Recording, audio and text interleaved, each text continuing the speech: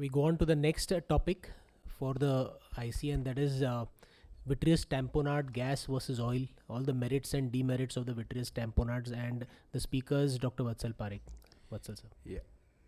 Uh, Now, normally, as Preetham said, we would use in vitrectomy, primary vitrectomy, first surgery, gas, C3F8 gas. For inferior breaks or patient who wants to fly an outstation, we use silicone oil. But preferred choice is C3F8 because it remains in the eye for almost 2 months, and that is the time I think PVR is active and it gives much better buoyancy and tamponade effect. What I am going to do now is to take you through different clinical cases which I have treated as all the basic topics are covered. Now, this was a patient who had a large horseshoe tear, subclinical detachment, and has undergone only Barad laser treatment. This was the slit lamp photograph of the same, and I think for more than 1.5 years, he's conserved and he's doing well. Another patient with a large horseshoe tear and lasered, and it's more than a year and his retina is attached. So this was subclinical detachment also. So this shows the use of laser for detachment. This is after a year the retina is still attached. Now another patient who had a large tear with a more like a giant tear but little less than typical giant tear because it was not 90-degree. It was lasered well, but after 1.5 months, he developed detachment with PVR and needed vitreous surgery, and we did silicone oil buccal. Still had recurrent shallow detachment and is being conserved because macula is attached. So you need to follow up this patient. Now these are some of the patients of giant retinal tear. This was an inferior giant retinal tear with detachment. Now this patient has undergone only vitrectomy with C3F8 gas and no buccal, and still retina was attached even after cataract removal and IOL placement. This is another giant retinal tear which was treated with vitrectomy with C3F8 gas. During COVID time, he had detachment and PVR after 1.5 months and had undergone silicone oil injection and has remained attached, but no buccal was put.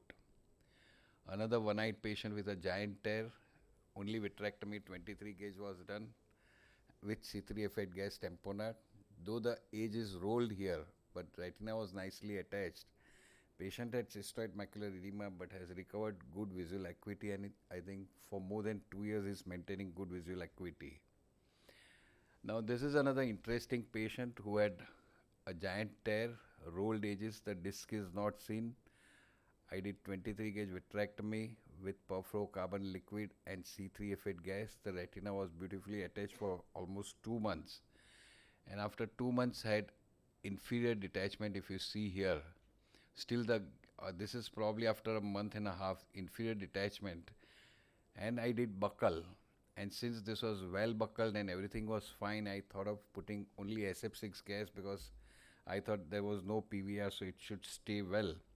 But probably in 2 weeks' time, he had another horseshoe tear superiorly, and then this was a patient with RK, and I had done already 2 surgeries, so I did vitrectomy and silicone oil injection, and the retina has remained attached. So this is how this patient went.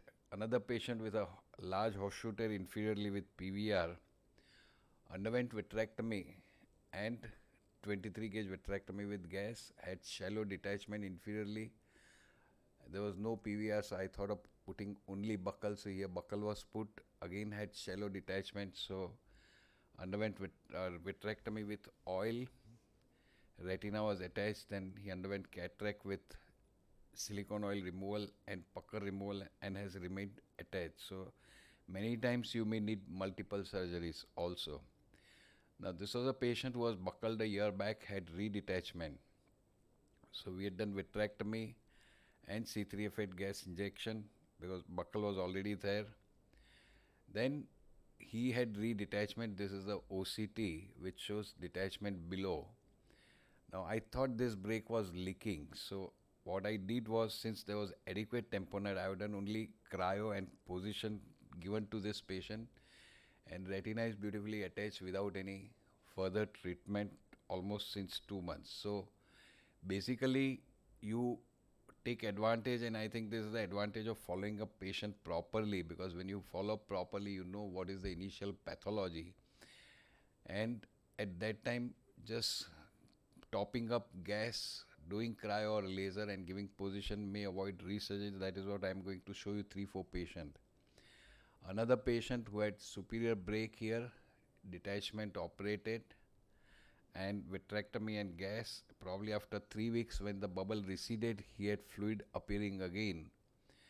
And I thought this break was there. So again, I did only cryo to this patient and given him position, and his retina remained attached properly. Another patient who had a giant tear had undergone vitrectomy with C3F8 gas injection, no buccal. He had a lens touch, so he developed cataract. And on B scan, I realized after 1.5 months, 2 months, we were repeating B scan regularly. He developed detachment. So this patient, I did buccal, cataract, IOL, and put gas because the detachment was shallow and there was no PVR. So that worked for almost 1.5 months, and then he developed superior detachment here. So at this juncture, there was a break above upper nasal quadrant. I thought there was a break, and I injected only C3F8 gas in OPD, and the retina got reattached. And then I thought, since this side was giant tear, I did laser around buccal and posterior to buccal in this eye, and since 2 months is attached.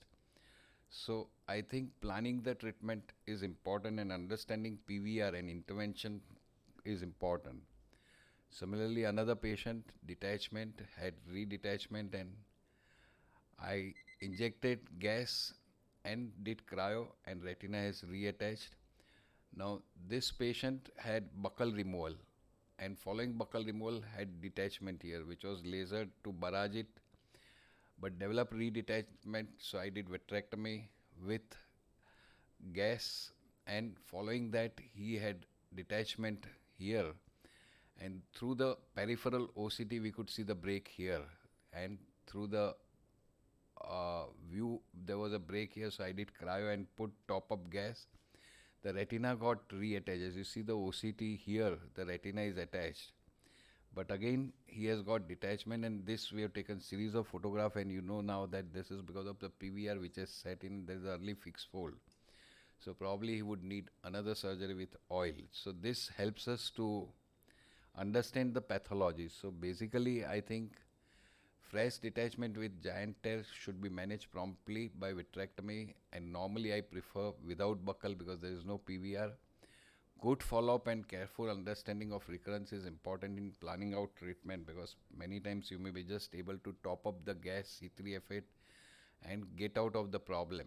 Pneumoretinopexy can be done in select redetachments, as I showed you, with superior breaks or up to horizontal meridians, and doing cryo at that juncture through the gas bubble or laser may be sufficient. PVR is the biggest cause of redetachment, and timing of surgery is important. Thank you.